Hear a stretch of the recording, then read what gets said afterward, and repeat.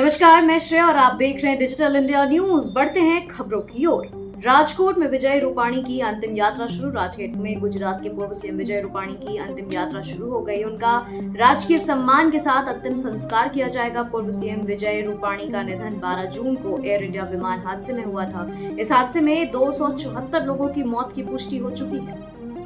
कांग्रेस ने जनगणना को लेकर जारी की गई अधिसूचना पर उठाए सवाल। कांग्रेस ने सोमवार को केंद्र सरकार द्वारा 16वीं जनगणना को लेकर जारी की गई अधिसूचना को फीका बताया। कांग्रेस ने कहा कि इस अधिसूचना में जाति को जनगणना में शामिल करने पर चुप है। कांग्रेस ने सवाल किया कि क्या यह सरकार का एक और यू टर्न है। विपक्षी पार्टी ने जोर देकर कहा कि केंद्र को न केवल जातिगत गणना बल्कि जातिवार सामाजिक आर्थिक मानकों पर विस्तृत डेटा लेना चाहिए और तेलंगाना मॉडल अपनाना चाहिए। अमित शाह ने की एनडीआरएफ समेत इन राहत बलों की तारीफ। केंद्रीय गृह मंत्री अमित शाह ने आपदा राहत बलों के जज्बे और कामों की सराहना की है। दिल्ली में आपदा राहत बलों के आयुक्तों के सम्मेलन में अमित शाह ने कहा कि राष्ट्रीय आपदा प्रबंधन प्राधिकरण यानी एनडीएमए, राष्ट्रीय आपदा प्रतिक्रिया बल यानी एनडीआरएफ और आपदा रोधी बुनियादी ढांचे के लिए गठबंधन यानी सीडीआरएफआई के कामों की बदौलत भारत आपदा प्रबंधन में वैश्विक नेता बनने की करीब पहुंच चुका है। पश्चिम एशिया में तनाव कम करने की कोशिश। पश्चिम एशिया में लंबे समय से तनाव का माहौल है। अब इजरायल और ईरान के बीच जारी संघर्ष ने इस तनाव को और बढ़ा दिया है, जिससे बड़े पैमाने पर युद्ध की आशंका को हवा दे दी है। इस तनाव के बीच हालात को सामान्य करने की कोशिश भी जारी है और इसी कोशिश के तहत विदेश मंत्री एस जयशंकर ने सोमवार को संयुक्त अरब अमीरात और आर्मेनिया के विदेश मंत्रियों से टेलीफोन पर बात की।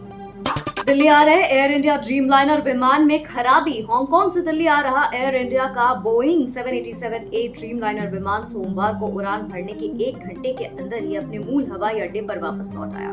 दरअसल पायलट को विमान में तकनीकी समस्या का संदेह हुआ। एयरलाइन ने एक बयान में कहा कि विमान संख्या AI315 हांगकांग में सुरक्षित रूप से उतर गया है। सभी यात्री विमान से उतर गए हैं।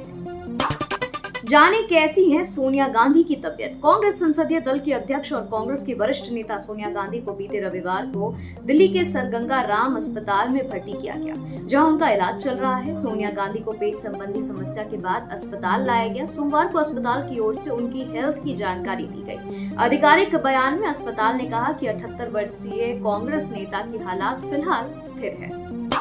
दिल्ली में पैर पसार रहा कोरोना, एक और मरीज की मौत। राजधानी दिल्ली में कोरोना के मामले बढ़ रहे हैं। सोमवार को कोरोना से एक मरीज की मौत हो गई, जिससे यहां मरने वालों की संख्या 12 पहुंच गई है। वहीं कुल सक्रिय मामलों की बात करें तो 649 मरीज हैं। बीते रविवार को 33 नए मरीज सामने आए थे।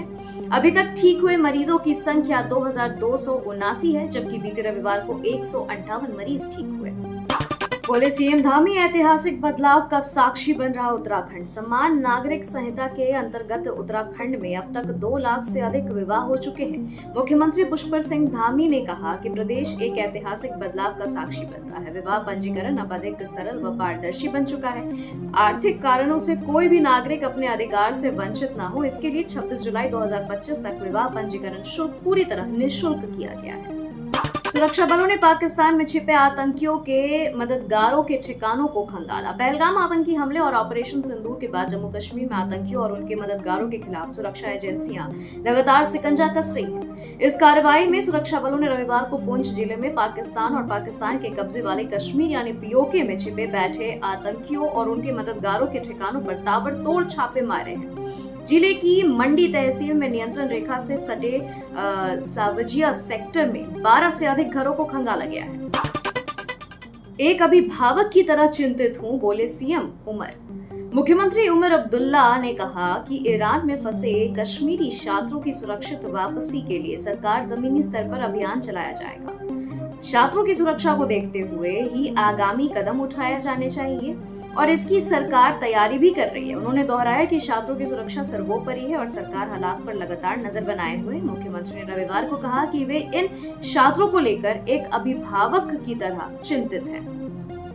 खबरों के सिलसिलों में फिलहाल इतना ही। बने रहे डिजिटल इंडिया न्यूज के साथ। नमस्कार।